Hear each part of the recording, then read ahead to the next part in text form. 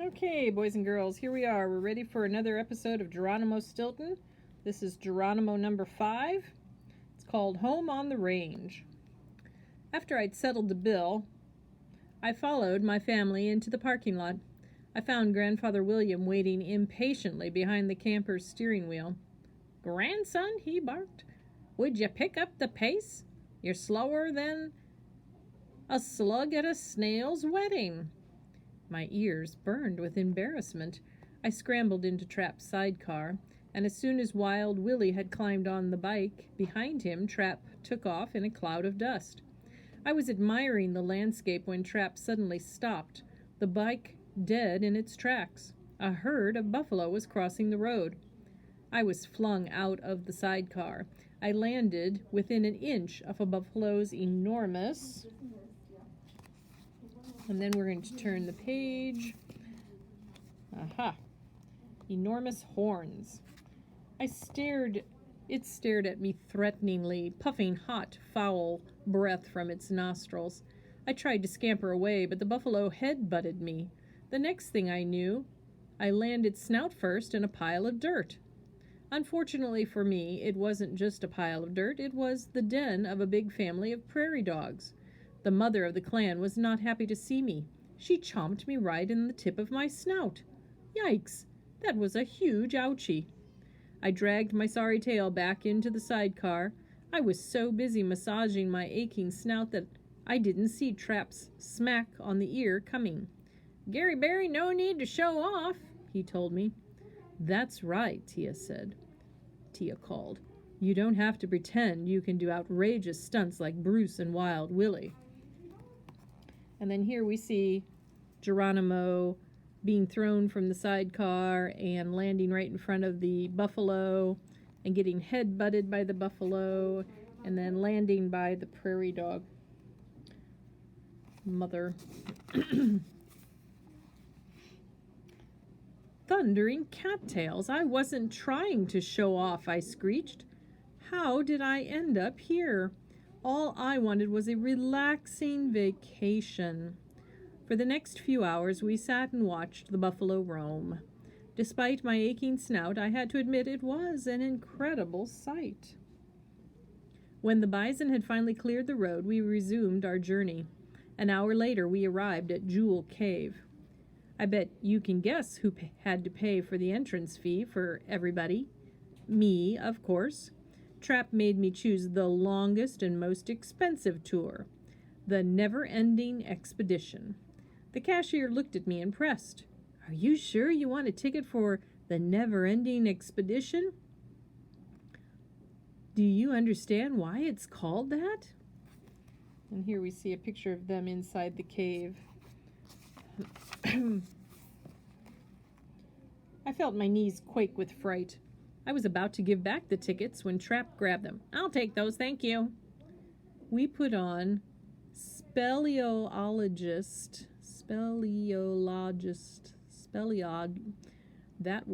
helmets and rain gear and followed our guide. She led us through broad caves with walls covered by minerals that shone like jewels. Calcites hung from all sides. It was amazing. Suddenly, our guide turned down a small, dark, narrow, and very muddy tunnel. "Snouts up, rodents. The fun begins now," Bruce exclaimed. Wild Willie winked at me, twirling his whiskers. "Ready for adventure, Stilton?" "Of course he's ready," Trap answered for me. He shoved me ahead of him down the dark, narrow tunnel. For a moment I felt nothing under my paws but empty air. So began my reckless descent down a long, dark, slippery tunnel. I went down, down, down, and I was completely alone. My friends had disappeared. At last, my paws splashed into a pool of clear, freezing water. As the light of my helmet glinted across the water, I noticed the pool was in the shape of a heart. A heart. That reminded me of something. Suddenly, the words of the last clue came back to me. And also I see that here it has a definition of this speleologist. a scholar and explorer of underground caves. So they put on that gear. There are jewels that no mouse can part. These should be left within Earth's heart. I dove down into the freezing water.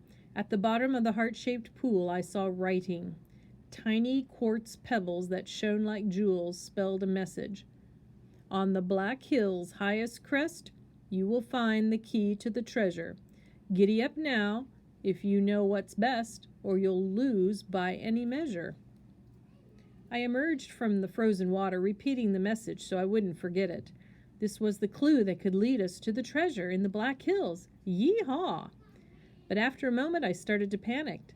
I'd almost forgotten I had a big problem. I was lost in a deep, dark cave hundreds of feet beneath the earth. Terrified, I yelled, "Beware of the mountain lion." I immediately heard a familiar squeak. "Take it easy, champ," the voice said. "Just stick with me and we'll slide out of here quicker than an earthworm slides through mud." It was Bruce. I grabbed his paw and together we scampered through dark tunnel after dark tunnel. When we finally reached daylight, I was covered in mud, just like an earthworm. Before I passed out, I managed to murmur, "Clue, treasure, Black Hills." Bruce and Wild Willie carried me to the camper and put me to bed with a hot water bottle in my paws. I had a fever and a pretty bad cold. Between sneezes, I told everyone the truth about Trap's mysterious map and the search for treasure in the Black Hills. Then I revealed what I had read at the bottom of the heart-shaped pool. The pebbles spelled, "On the Black Hill's highest crest, you will find the key to the treasure. Giddy up now if you know what's best, or you'll lose by any measure." Said Wild Willie. "The highest point of the Black Hills is Harney Peak at 7,242 feet. "Great, we'll climb it tomorrow at dawn," declared Bruce. "Cheese niblets," exclaimed Benjamin and Bugsy Wugsy. "We're going treasure hunting." "Yeah, for my treasure," whined Trap. I smiled. I knew I was too sick for Trap to get mad at me. "Our treasure. We'll search for it together. We'll find it together, and we'll divide it amongst ourselves together. That's what friends do." And before we went to bed, Wild Willie and oh, here's a nice big picture. Harney Peak. Harney Peak is the highest point in South Dakota. It is also the highest summit in the United States east of the Rocky Mountains. At the top of the peak, there is an old stone tower.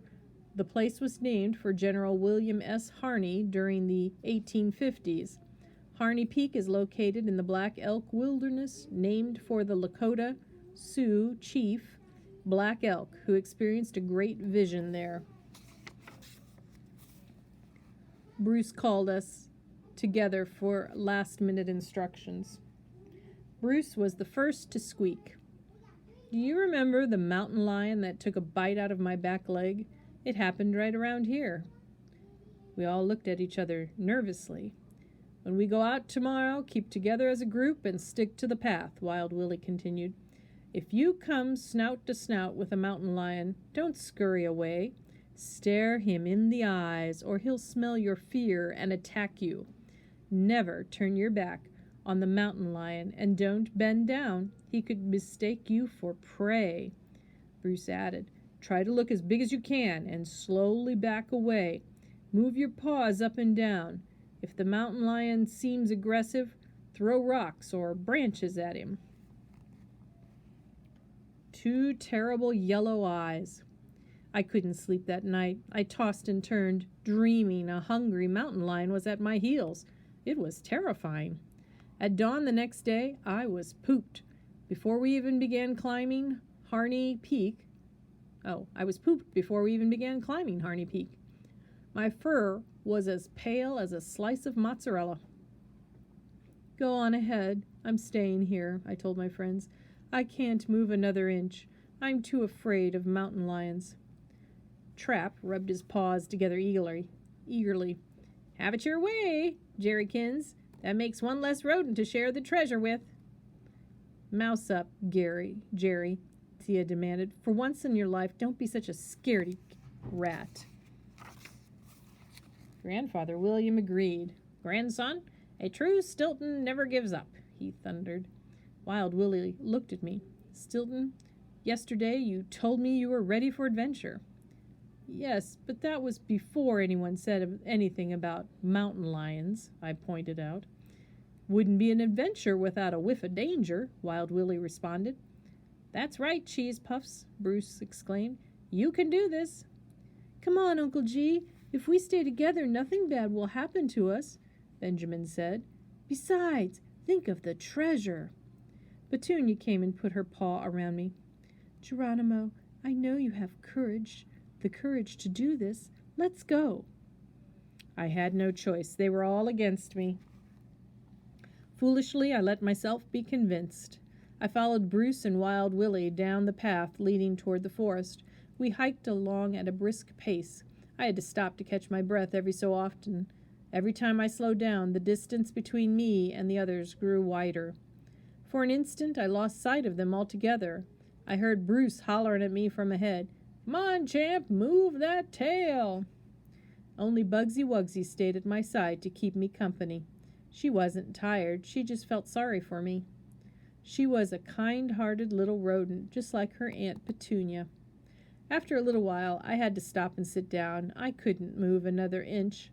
Bugsy Wugsy started chasing butterflies, while I rummaged through my backpack, in search of an energy bar, a piece of cheese, anything that would give me some strength. Aha! I cried. I pulled out a piece of chocolate. I turned to offer a piece to Bugsy Wugsy, but she had disappeared. Then I heard a scream. I looked around frantically. Where was she? At last I saw her. Bugsy Wugsy had slipped and was dangling by her shirt from a branch on a large tree trunk. The tree was stretched across a deep gorge. She was literally hanging by a thread. At the other end of the trunk was an enormous mountain lion sitting very still, staring at her. That bloodthirsty feline was licking his whiskers in anticipation of a delicious meal. There was no time to lose. I grabbed a branch, I stepped onto the trunk, and I glanced down. Empty air loomed below me. Determined not to fall, I tried to fix my eyes on something in front of me. To my horror, I found I was eyeball to eyeball with the ferocious mountain lion. I advanced slowly with the help of a branch.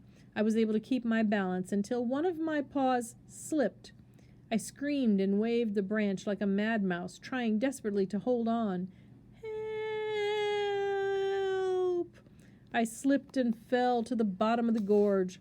The last thing I saw was the mountain lion running away, wagging its tail behind it.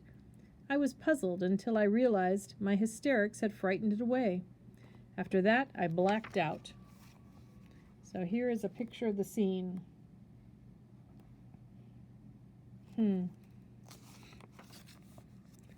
Okay, I think we'll stop there.